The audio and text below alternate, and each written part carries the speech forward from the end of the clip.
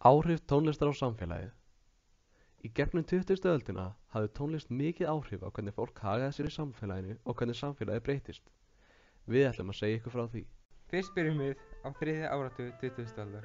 Vinsælustu klubbtónlistartegundirnar voru jazz og swing.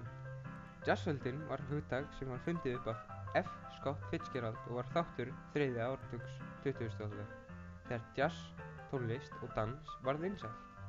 Þetta kom sérstaklega við í Bandaríkjunum en einnig í Bretlandi, Frakklandi og víðar. Jazz átti stóran þátt í víðri menningarlegri breytingu á tímabilinu. Jazztónlist átti uppruna sinn aðallega í New Orleans og eða var ræðingur af Afríku og Evrópu tónlist. Jazzöldin oft vísað til í tengslum við fyrirbærið nefnt þriðji tugurinn fjörugir. Á jazzöldinni hækkaði félagslífið svakalega. Lokið var ógurlegasta stríði sem nokkru sinni hafði geisað í heiminum. Nú vildi fólk fá að skemmta sér, gleyma öllum erfiðleikunum. Vinsælt var líka ragtime og Broadway söngleikar, en höfðu þeir ekki nærri því jafn mikið áhrif á samfélagið og jazz. Stuttu seinna byrjuðu nýjar tegundir af tónlist á markaðinum, eins og country, big band sem voru vinsælar í gegnum þriðja áratuginn og í þann fjórða.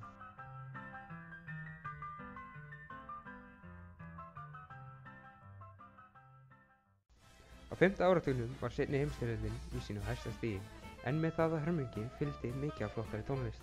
En vinsælasta tónlistin á áratugnum var big band.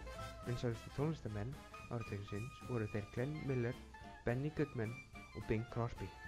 Allir þessir menn héldu fræðsemi á lífi langt inn í 5. áratuginn, fyrir utan hann aumingja Glenn Miller sem hvarf á dularfullan hátt þann 17. desember 1944.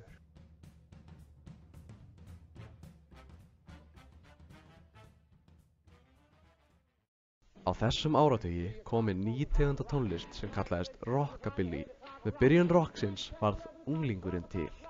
Þá byrjuðu unglingar að haga sér öðruvísi en þá var þekkt.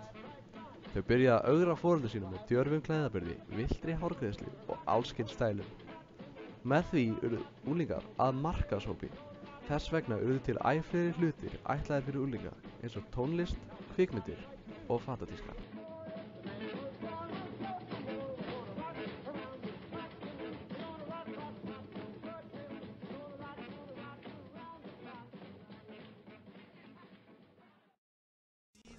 Á 7. áratugi einustu aldar varð hippalífstíll mjög vinsæll og með því fylgdi mjög mikil notkun fíkniefna. Og með því kom ný tegund af tónlist sem kallaðist sýrutónlist. Það var kallað það vegna þess að vinsælir tónlistamenn notuðu fíkniefni á meðan þeir spiluðu og sömdu lögin sín.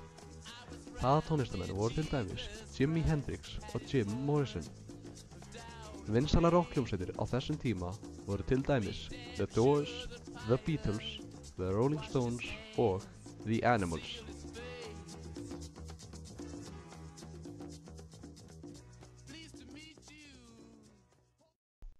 Á 8. áratugnum fæddust heavy metal. Vinsælustu metal-hljómsveitir tímans voru Black Sabbath, Scorpion og AC/DC. En það var ekki eina sem náði vinsældum á tímanum. Það var líka pop-rock og disco. Vinsælasta pop-rock-hljómsveitin var Queen, með vinsæl lög eins og Bohemian Rhapsody, Hammers of Fall, og náttúrulega vinsælustu disco-lögin voru Staying Alive og Boogie Wonderland. Með 8. áratugnum var til nýr tegund af tónlist sem kallaðist punk. Þar af leiðandi var til nýr unglingahópur og þeir kölluðust punkar. En þekktasti punkar Íslands sögunnar er náttúrulega hann Jón Gnarr, vinur okkar.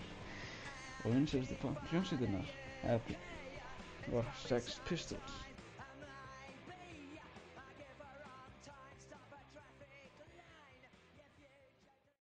9. áratugurinn var mest fjölbreytti áratugurinn tengd tónlist. Það má nefna til dæmis pop, rock, hip-hop, metal, punk, country og margt fleira sem ég nenni ekki að fara ofan í. Vinsælustu tegundirnar voru sem pop, rock og hip-hop.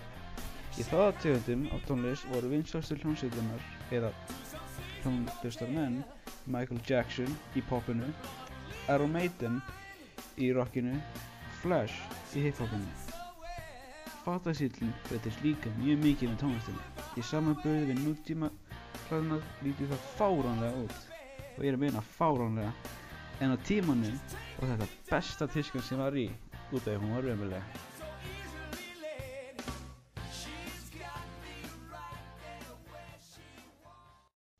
Á 10. áratugnum var rock vinsælast með margar tegundir af því rocki og tegundir sem var tengt því eins og grunge og metal.